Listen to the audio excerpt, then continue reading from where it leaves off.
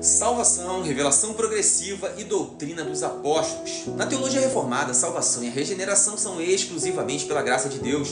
A Bíblia, escrita sob a inspiração do Espírito Santo, revela um plano redentor progressivo, desde o Éden até a plenitude da revelação em Cristo.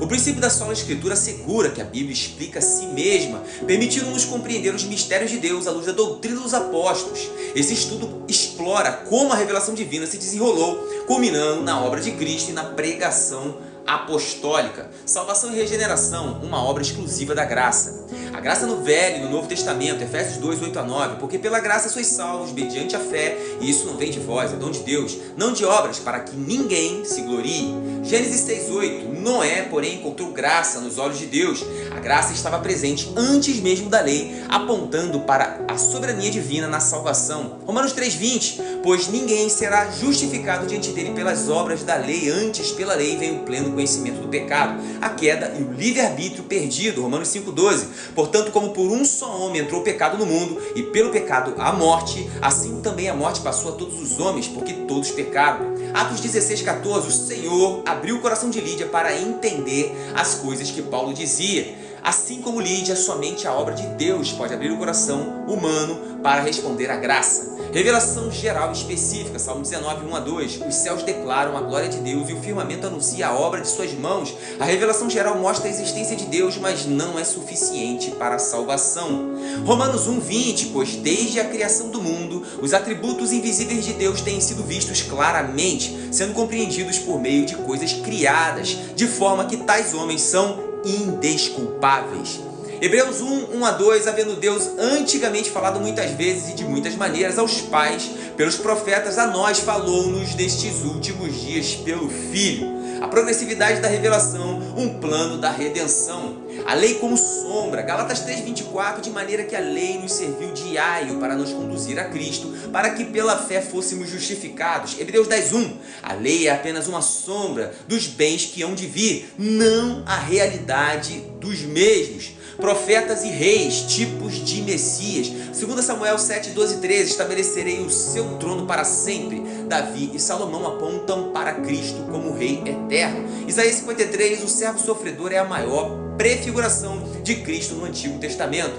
A plenitude em Cristo, Mateus 5,17, não pensem que vim abolir a lei ou os profetas, não vim abolir, mas para cumprir. João 16, 12 e 13, tenho ainda muito que vos dizer, mas vós não podeis suportar agora, mas quando o Espírito da verdade vier, ele os guiará a toda a verdade. A revelação de Cristo é o ápice, mas a sua plenitude veio por meio da obra do Espírito através dos apóstolos. A doutrina dos apóstolos, fundamento da fé cristã, Atos 2, 41 e 42, o modelo apostólico.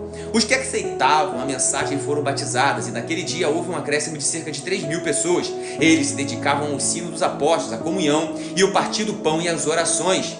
4 passos fundamentais, doutrina dos apóstolos. A revelação apostólica guiada pelo Espírito Santo é o fundamento da igreja. Comunhão, unidade em Cristo baseada na verdade doutrinária. Partir do pão, celebração da ceia, lembrando a morte de Cristo. Oração, dependência constante de Deus. Lembra que não era uma oração sem doutrina, nem um partir do pão sem doutrina, nem uma comunhão sem doutrina. A necessidade de relermos a luz de Cristo, Lucas 24, 27.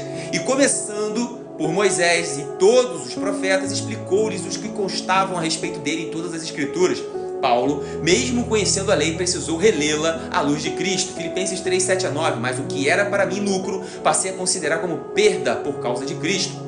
O papel do Espírito Santo na revelação. 2 Pedro 1, 21. Pois nunca jamais qualquer profecia foi dada por vontade humana. Entretanto, homens falaram da parte de Deus, movidos pelo Espírito Santo. O Espírito Santo guiou a revelação apostólica, trazendo o clímax da revelação divina. Perguntas. Por que a lei não foi suficiente para salvar? A lei foi dada para revelar o pecado e a necessidade de um Salvador. Como Paulo escreve em Romanos 3,20, pela lei vem o pleno conhecimento do pecado. A lei era uma sombra de bens vindouros, Hebreus 10:1, e não podia trazer salvação, mas apontava para Cristo como o cumprimento dela. Calvino afirmou: a lei não era um remédio, mas um espelho que nos mostrava a nossa necessidade da graça. Como Atos 2,42 reflete a prioridade da doutrina dos apóstolos na igreja. Atos 2,42, a doutrina dos apóstolos é listada em primeiro lugar, mostrando que a comunhão, o partir do pão e as orações dependem dela. A teologia reformada enfatiza que a igreja saudável é fundamentada na verdade apostólica. Sem essa base, a comunhão e as práticas religiosas tornam-se vazias. Martinho Lutero disse: a doutrina é a fonte da verdadeira comunhão, sem ela tudo é superstição.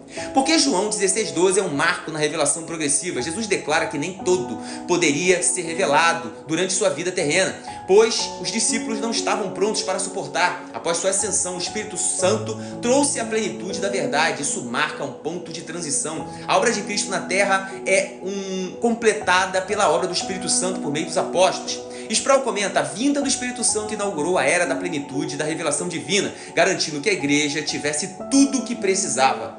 A revelação divina, desde Adão até os apóstolos, é uma progressão perfeita que culmina em Cristo. Vejo vocês no próximo vídeo.